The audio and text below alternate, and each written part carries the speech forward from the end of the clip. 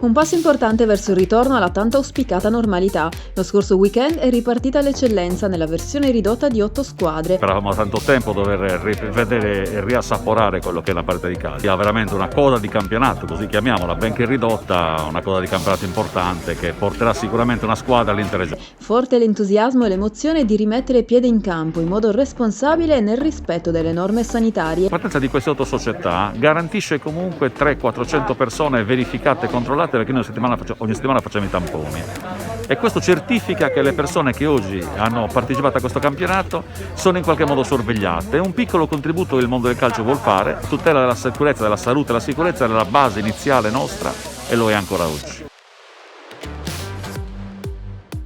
Si è fatto bene e non era scontato, primo perché avevamo di fronte un'ottima squadra, e secondo perché dopo 5 mesi di inattività non è facile riprendere, ritrovare il ritmo partita, dare la giusta intensità.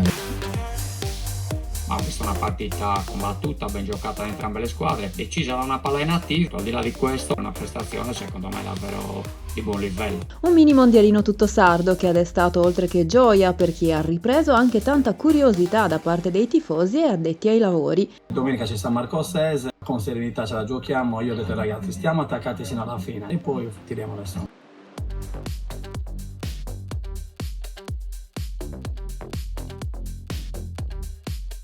Dal punto di vista dell'agonismo, della voglia, non c'è niente da recuperare. Siamo riusciti a trovare il pareggio al secondo tempo. L'attività di tutti questi mesi fa sentire, però si fa sentire anche la voglia comunque di ricominciare. Non retrocederà nessuno, in palio ci sarà la promozione in Serie D per la prima classificata. Ogni partita sarà una battaglia, da qui alla fine. La prima giornata ha visto pertanto la vittoria dell'Atletico Uri sull'Ossese per 1-0 e i due pari tra Bosa e Guspini e Castiadas San Marco, entrambe terminate col risultato di 1-1.